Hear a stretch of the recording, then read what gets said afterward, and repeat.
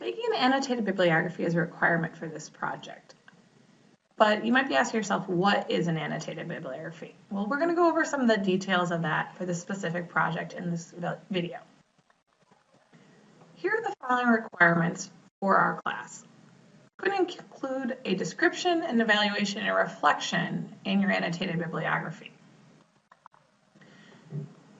Here's something you've seen before. This is the primary source checklist that Mr. Klein and Ms. Bachman have given you guys and you've worked with in class. So this is language that you've used before, and basically what you've done for primary sources you're going to do in a new context. You're going to do it for the articles that you found for this research project. Here's an article I found, Immigrants Embrace American Values. I read this article, I annotated it, but after I've annotated it, I actually want to go back and take the information I have and show that I've read it, and that I can summarize its meaning, but I can also evaluate it as a source and prove that it's a really good source. That is when this checklist comes into play. You're going to describe a source first. You're going to say what kind of source it is and the type of article it is. You're going to say the audience and purpose. Who is this intended for? So is it, for kids as an audience? Is it general readers? Is it an academic audience? All of those things could apply, so individually thinking about which one for your article. It would also be then how current it is. What is the date of the source? If it's older, is it recent enough for this topic? Older is not always bad, but you need to kind of explain why an older source would be useful. Authority, what's the reliability and expertise of the author and or publisher?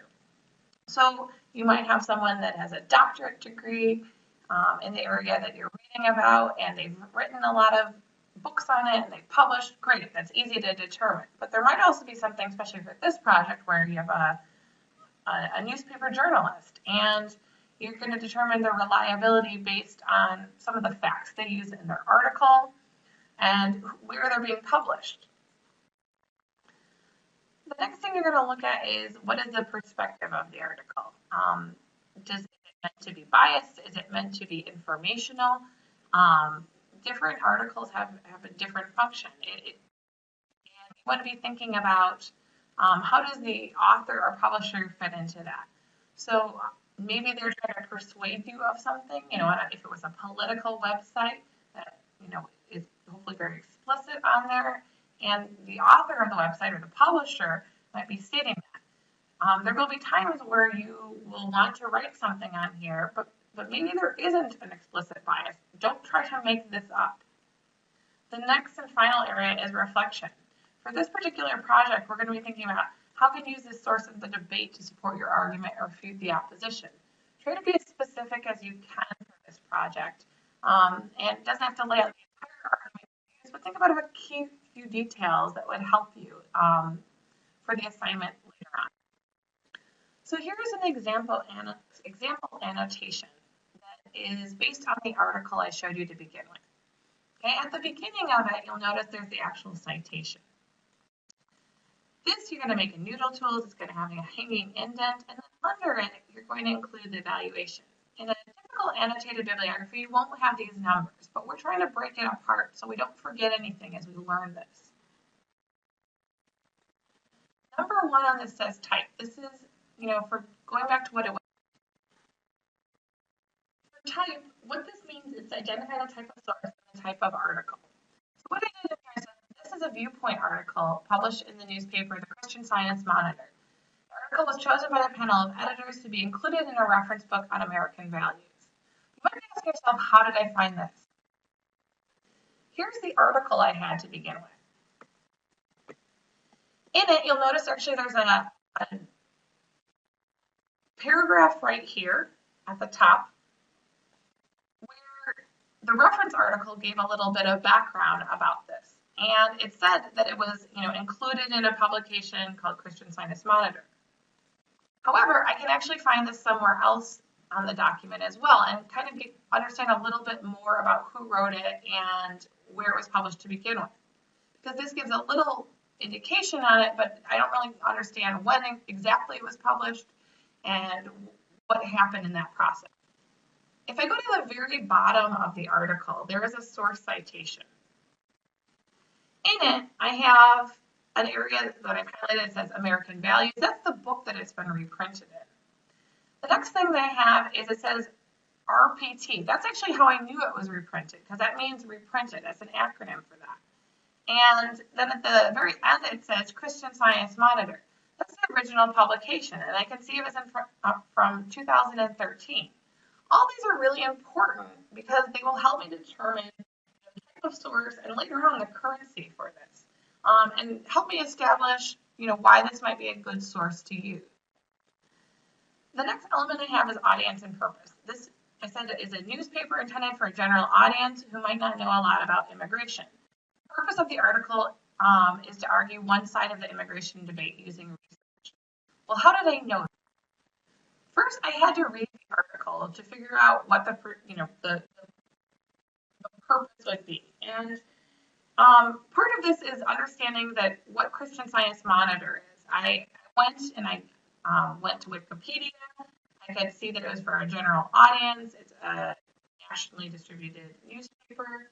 And just based on the way this is written, as it goes through, the author is really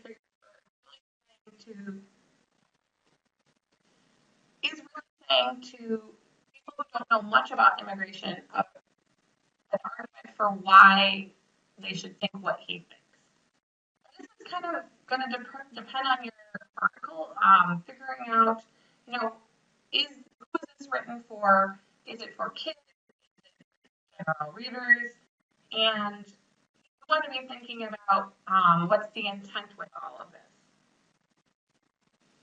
I could tell that the author wanted to address an audience who doesn't know a lot about immigration, because he goes step by step through the argument and provides a lot of details from different outside sources like Pew Research Center to back him up.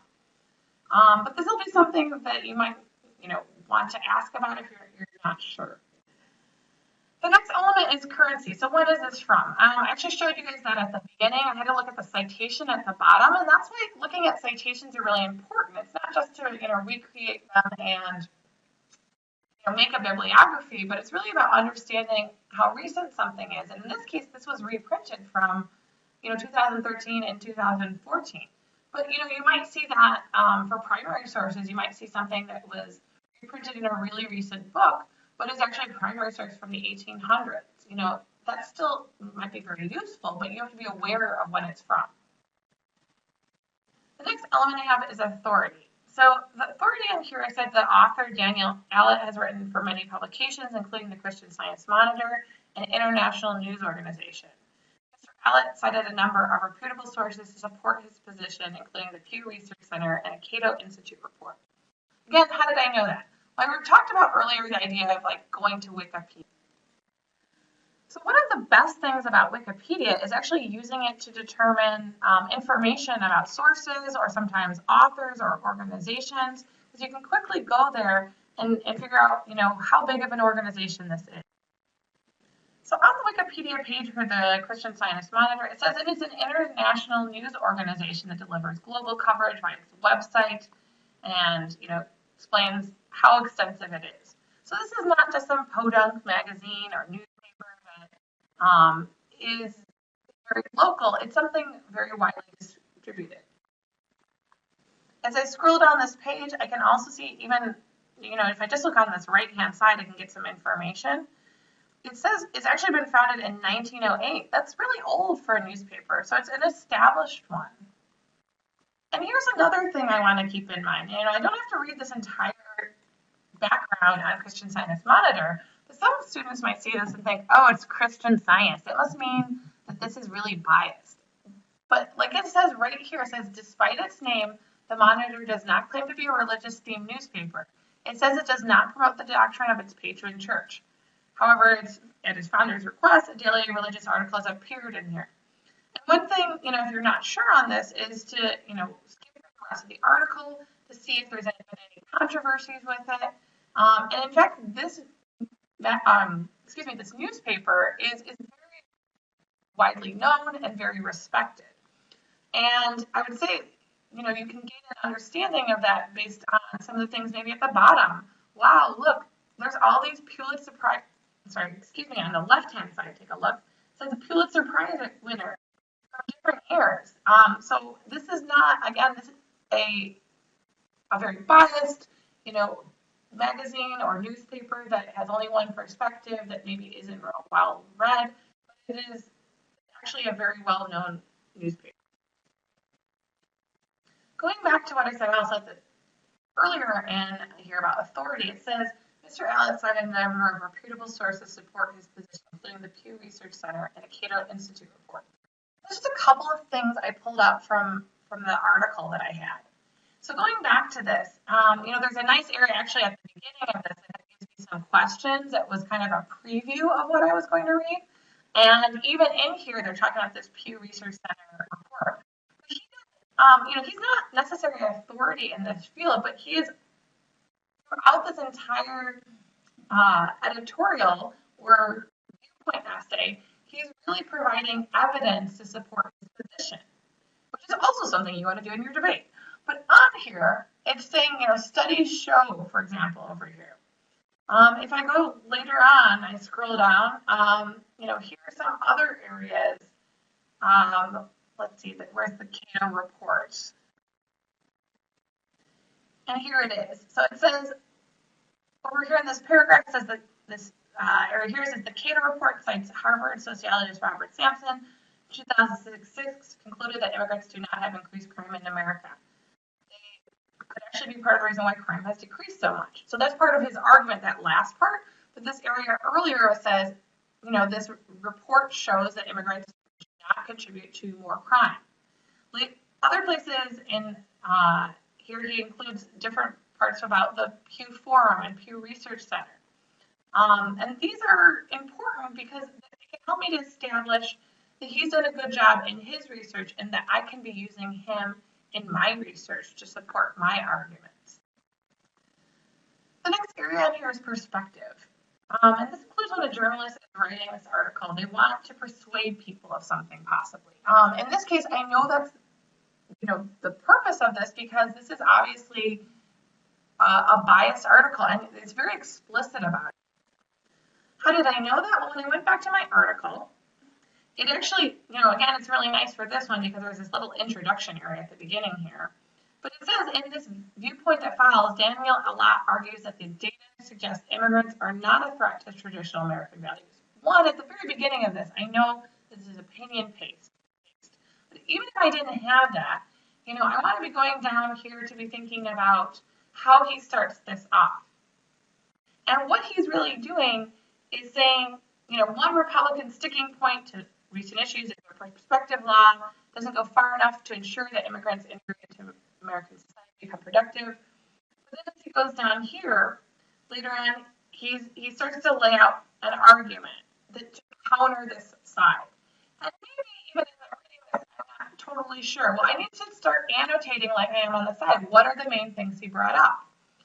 On the left-hand side over here, you'll see my annotation about some of the main things he brings up. And he starts to say throughout the whole editorial that immigrants really, embody American values because they're civic sense, law-abiding, they're religious, they're good at school. But I maybe don't really realize that's the direction until after I've read it and I go back to my annotations. And that's why it's important to annotate or to take good notes as you're reading. I also think that perspective can be challenging because for perspective, it may also feel a lot like purpose. It may can get a little confusing on here because you really are wanting to say, who it is for one. So like in this case, I did say it's a journalist writing this. It could be a think tank.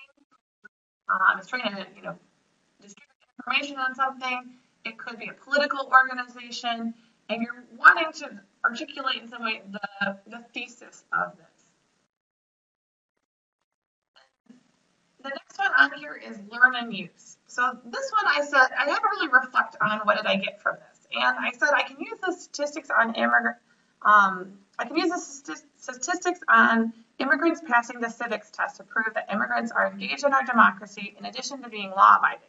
This will help me to prove that granting amnesty will help the U.S. have more active citizens in a safer society. And you might be asking yourself, why did I include this?